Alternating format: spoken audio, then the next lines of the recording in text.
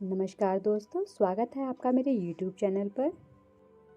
आज की हमारी कहानी है प्रभु की कृपा समझाने वाली एक कहानी, जिसमें एक राजा के 3 प्रश्न होते हैं कि ईश्वर कैसा दिखता है, कहाँ तक देखता है, वह क्या करता है। आज की इस कहानी को शुरू करें इससे पहले यदि आप चैनल पर नए हैं तो चैनल को please like, share and subscribe करना ना भूलें। तो चलिए शुरू करते हैं आज की कहानी। इस कलयुग में ईश्वर से शिकायत मत रखिए, क्योंकि ईश्वर ने हम सबके पेट भरने की जिम्मेदारी ली है, पेटियां भरने की नहीं। ये कहानी बहुत ही पुराने ज़माने की है। बहुत समय पहले की बात है। एक राजा के दरबार में पूजा पाठ कराने के लिए एक पंडित जी पहुंचे। जैसे ही पूजा पाठ समाप्त हुआ तो राजा ने पंडित जी से 3 प्रश्न किए और कहा कि पंडित जी, मेरे प्रश्नों का जवाब दीजिए।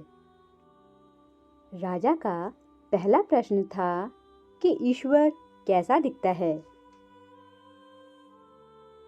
राजा का दूसरा प्रश्न था कि वह, तीसरा प्रश्न था कि ईश्वर क्या करता है। पंडित जी ने कहा कि मैं थोड़ा सोच विचार करके अपना जवाब दूंगा, आप मुझे थोड़ा समय दीजिए। राजा ने कहा, ठीक है, आपको 1 महीने का समय दिया जाता है। अब पंडित जी घर आ गए, सोचने लगे, विचार करने लगे, लेकिन यह प्रश्न का सटीक जवाब मिल ही नहीं पा रहा था। अब 1 महीने का समय समाप्त होने को था, तो पंडित जी को प्रश्न का सटीक जवाब मिल नहीं पा रहा था। पंडित जी को बहुत चिंता होने लगी थी। पंडित जी का एक बेटा था, बहुत विद्वान, होशियार और बहुत बुद्धिमान। पंडित जी के बेटे ने जान लिया कि उनके पिता किसी चिंता में हैं। पंडित जी के बेटे ने पूछा कि पिताजी, क्या हुआ? आपकी चिंता का क्या कारण है, मुझे बताइए। पंडित जी ने बताया कि राजा ने उससे 3 प्रश्न किए हैं और उनका जवाब मांगा है। पंडित जी के बेटे ने कहा, मैं उनके प्रश्नों का जवाब दूंगा। पंडित जी ने कहा, इसका उत्तर तुम मुझे बता दो। तो बेटे ने कहा कि आपको नहीं पता चलेगा, उत्तर मैं ही दूंगा। 1 महीना समाप्त हुआ।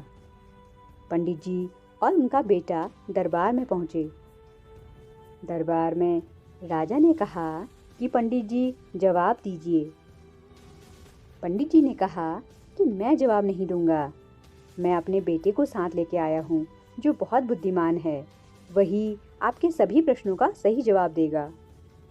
राजा ने पंडित जी के बेटे से कहा कि जवाब बताओ।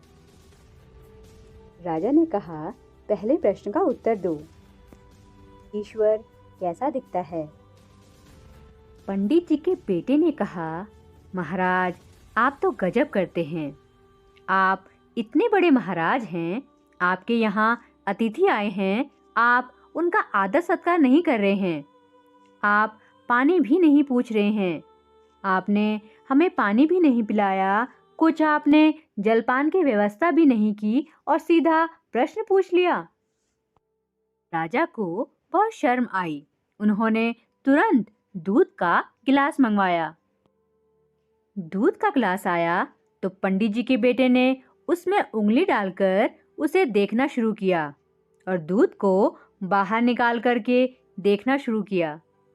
जब बहुत देर तक ऐसा ही चलता रहा तो राजा ने पूछा कि यह आप क्या कर रहे हैं।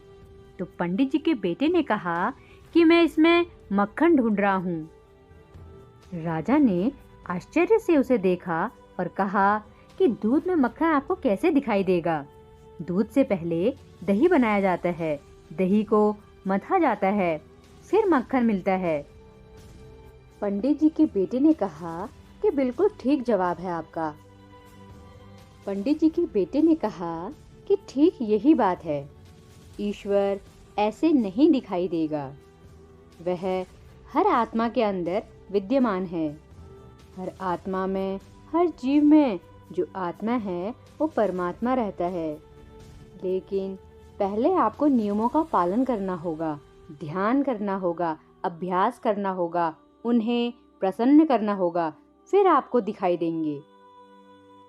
पंडित जी के बेटे का जवाब सुनकर राजा बहुत खुश हुए। उन्होंने कहा, ठीक है, दूसरे प्रश्न का जवाब दीजिए कि भगवान कहाँ तक देखते हैं। पंडित जी के बेटे ने कहा कि आप एक मोमबत्ती मंगवाइए। एक मोमबत्ती मंगाई गई। मोमबत्ती को जलाया गया। पंडित जी के बेटे ने पूछा कि बताइए कि इसकी रोशनी कहाँ तक जा रही है। राजा ने कहा कि चारों तरफ जा रही है। पंडित जी के बेटे ने कहा कि बिल्कुल इसी तरह भगवान भी चारों तरफ देखते हैं। चारों तरफ उनका प्रकाश विद्यमान है। यह मत सोचो कि हमारे कर्मों का हिसाब उनके पास नहीं है। उनके पास हर कर्म का हिसाब है। पंडित जी के बेटे के दूसरे प्रश्न से भी राजा बहुत प्रसन्न हुआ। राजा ने कहा कि आप मेरे तीसरे प्रश्न का जवाब दीजिए कि ईश्वर करता क्या है।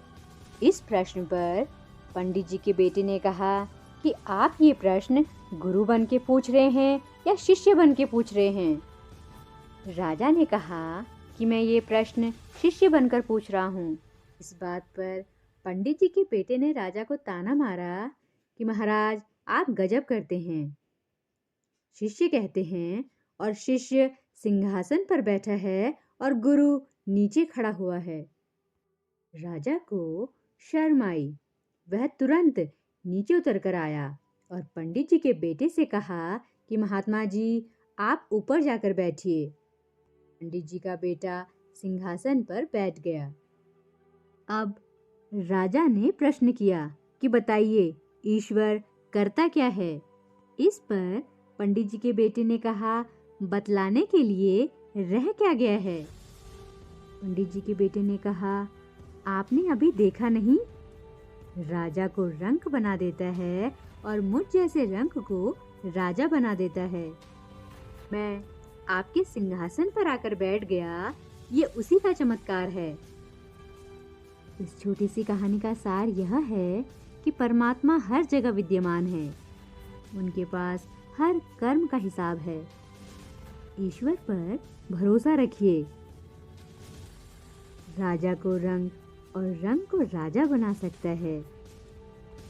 ईश्वर पर हमेशा विश्वास रखिए। आज की ये कहानी पसंद आई हो तो चैनल को प्लीज़ लाइक, शेयर, सब्सक्राइब करना ना भूलें। Thanks for watching.